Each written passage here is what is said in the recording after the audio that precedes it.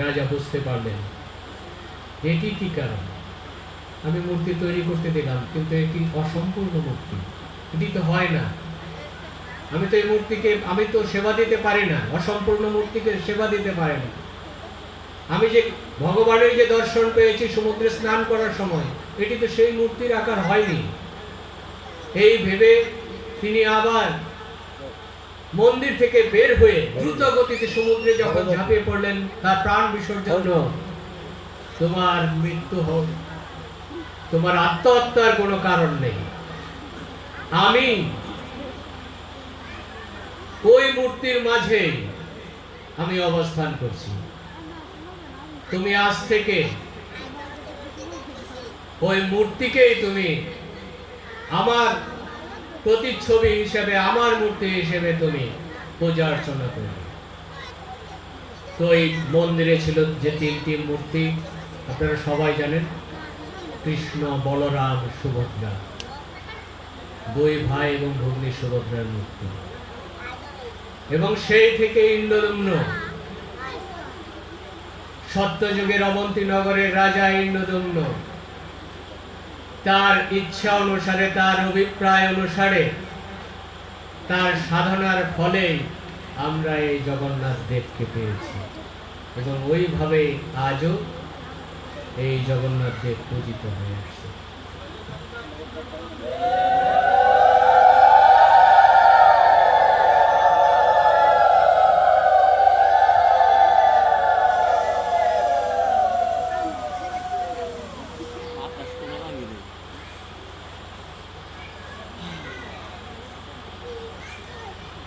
সম্মানিত সুধী, আমার প্রিয় অভিভাবক, ভাগবতের আসন, আমার গুরুদেব আছে কিন্তু ভাগবত শেখার জন্য, ভাগবত চর্চা করার জন্য করে সেই জগন্নাথ দেবকে ভক্তি শ্রদ্ধা নিয়েই যিনি মুক্ত হয়েছেন তার একটি কাহিনী বর্ণনা করে আমি বিশ্রামে যাব।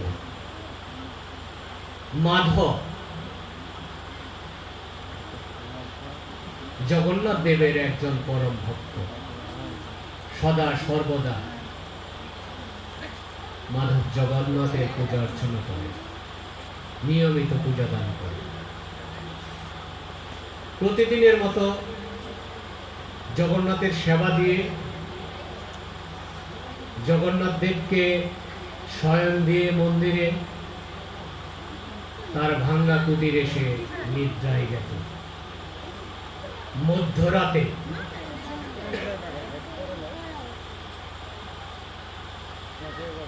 মাধবের হাত ধরে কে যেন টানছে। মাধব জাগ্রত হলো, চেয়ে দেখে জগন্নাথ দেব।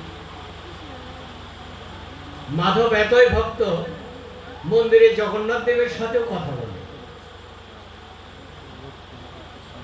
আমরা মূর্তি হিসেবে দর্শন করি, পূজা দেই, কিন্তু আমরা কিন্তু কখনোই কথা বলতে পারি না।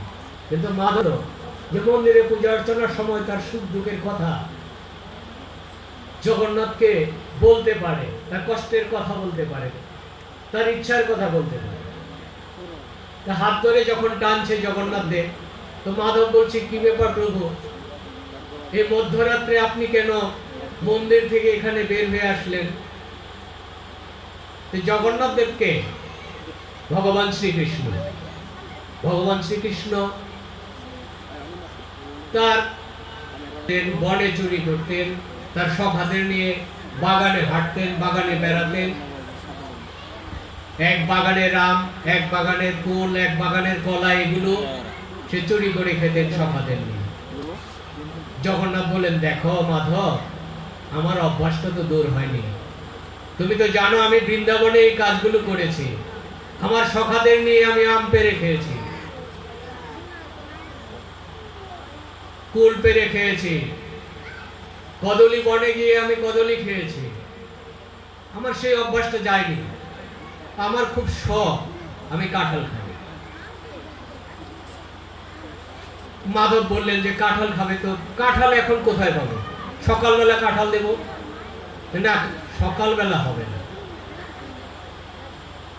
এখনই খাবে। যে এখন কোথায় পাবো? যে এখন কোথায় পাবো মানে এখন চুরি করবো।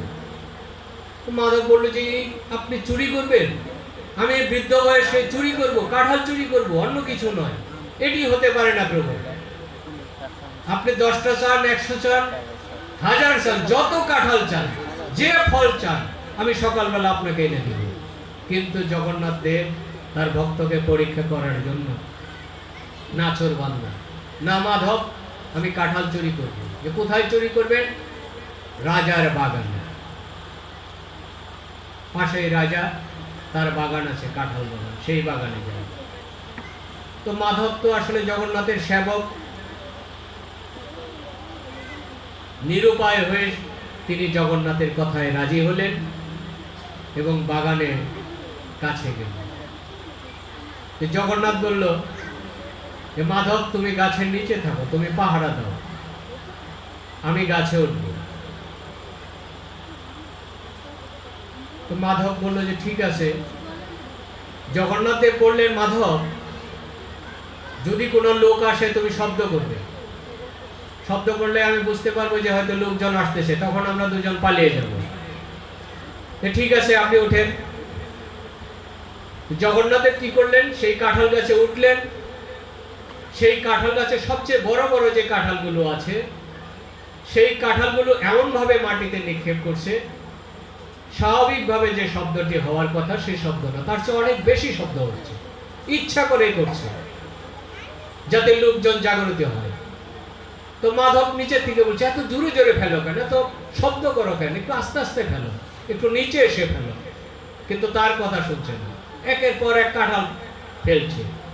এইভাবে যখন কাঁঠাল ফেলছে উচ্চ স্বরের শব্দে, সেই বাগানের পাহারাদার যিনি, মালি যিনি, তিনি জেগে উঠেছে, বুঝতে পারছে যে বাগানে কেউ হয়তো কাঁঠাল চুরি করতেছে।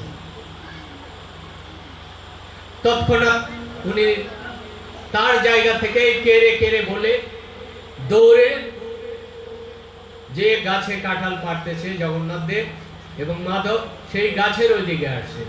জগন্নাথ দেব তো এটা বুঝতে পারছে যে ধরা তো করতে হবে। তিনি খুব দ্রুত ওই গাছ থেকে নেমে পালিয়ে গেলেন। মাধব চিৎকার করতে লাগলো আমি বৃদ্ধ মানুষ, আমাকে রেখে জগন্নাথ তুমি চলে যাচ্ছ? এই তোমার ইচ্ছা, এই জন্যই আমি তোমার সেবা করি, এই তোমার সক্ষতা?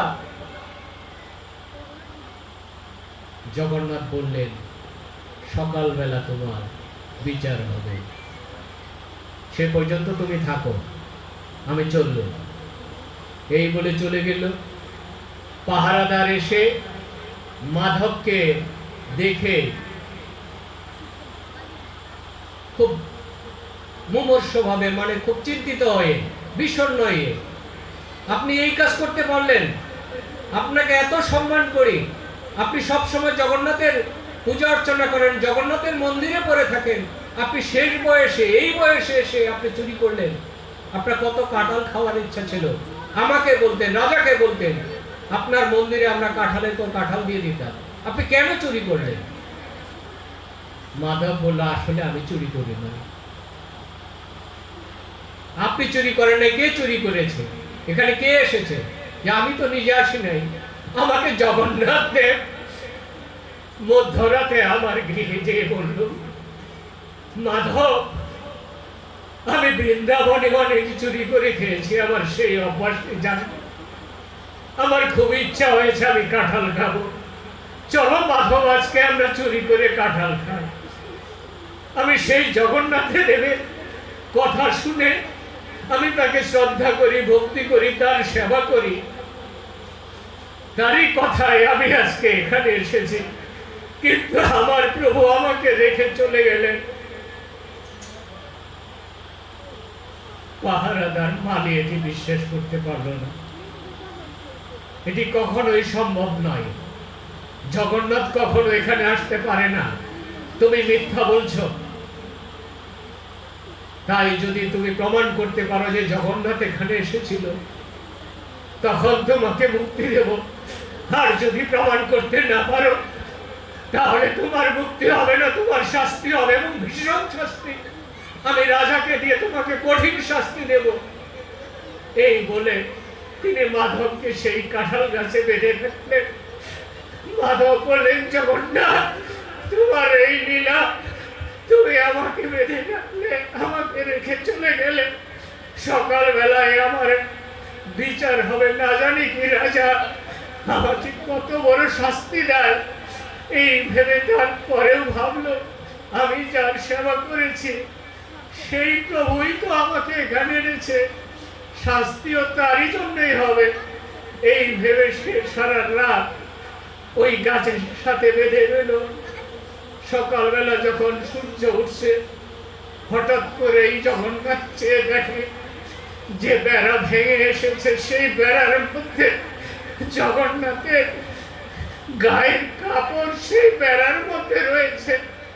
মাধব তখন চিৎকার করে বলছে, কে আছো?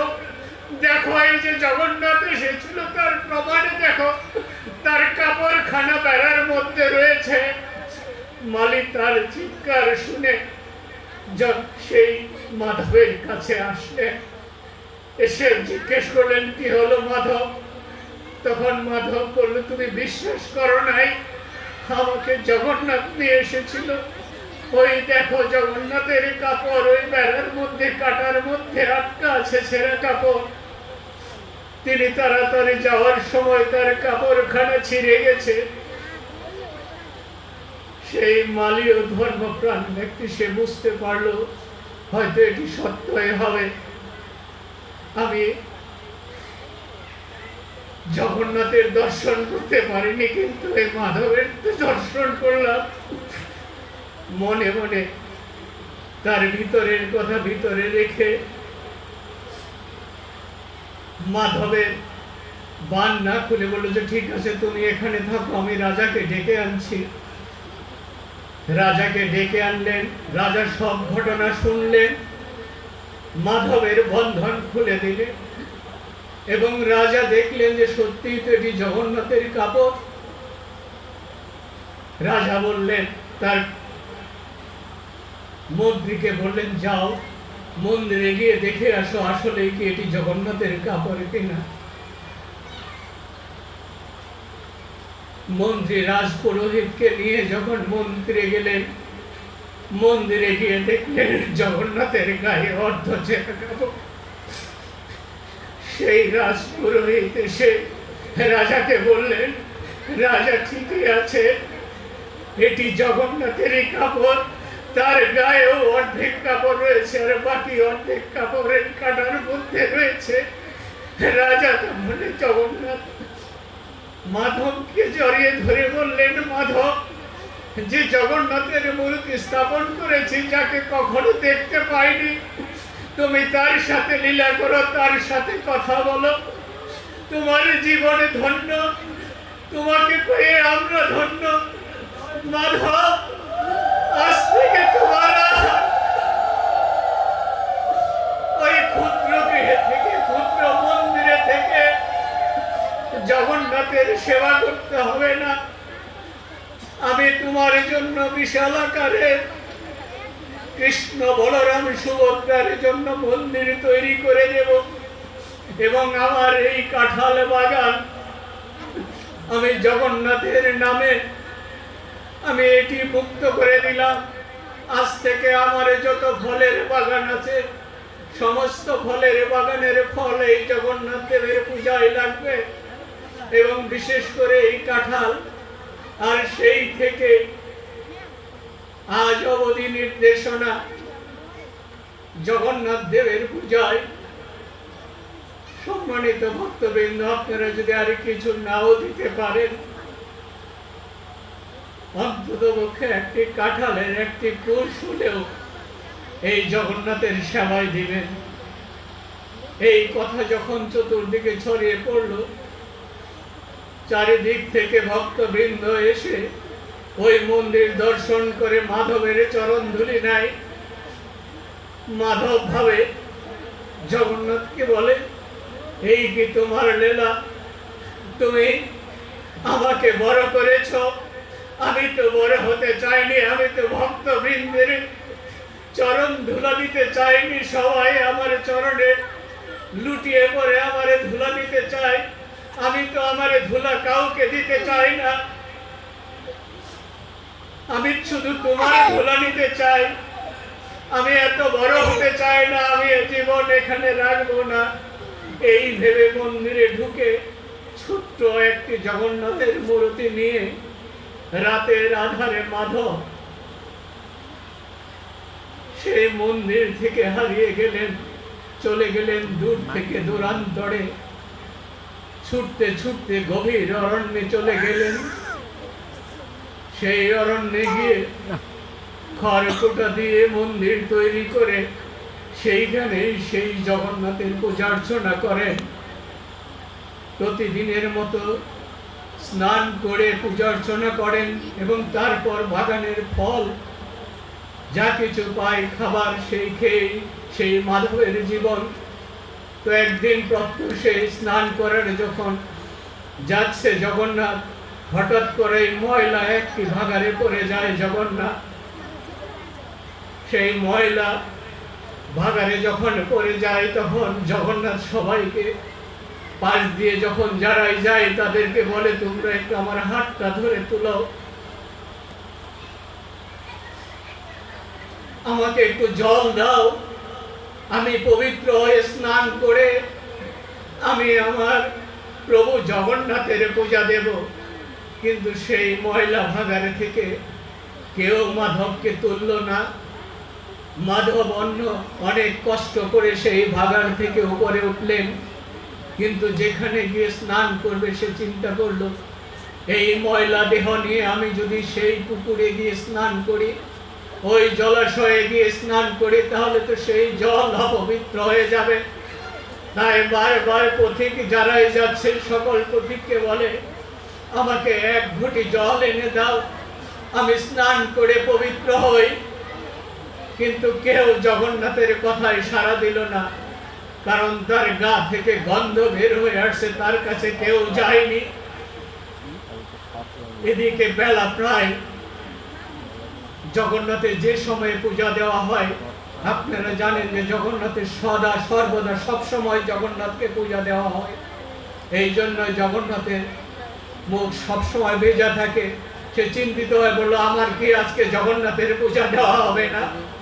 এই ভেবে যখন সে ধুলায় গড়াগড়ি যেতে লাগলো, কিছুক্ষণ পরে দেখে জগন্নাথ দেব জল নিয়ে মাধবের হাত ধরে টানছে।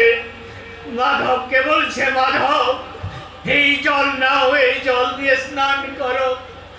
মাধব জগন্নাথকে দেখে ক্রন্দন করে বলল, প্রভু এই তোমার লীলা, তুমি আমার জন্য জল বয়ে এনেছ, তুমি আর কিছু করনি।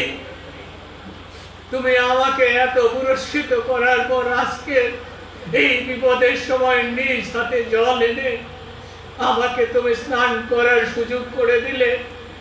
আমি তোমার সেবা করি, আজকে তুমি নিজ হাতে দূর থেকে জল বয়ে আনলে। মাধব বললেন, জগন্নাথ বললেন, মাধব সব ভক্তই তো প্রভুর সেবা করে, আমার সেবা করে, আমারও তো ইচ্ছা করে আমি ভক্তের সেবা করি। তোর বয়স 70 হয়ে গেছে, এই 70 বছর যাবৎ শুধু তুই আমার সেবাই করে গেলি, আমি তোর কাছে ঋণী। আজকে তোর সেবা করে আমি নিজের জীবনকে ধন্য করলাম। মাধব জয় জয় শ্রী শ্রী জগন্নাথ প্রীতি প্রেমানন্দে হরি হরি বলো।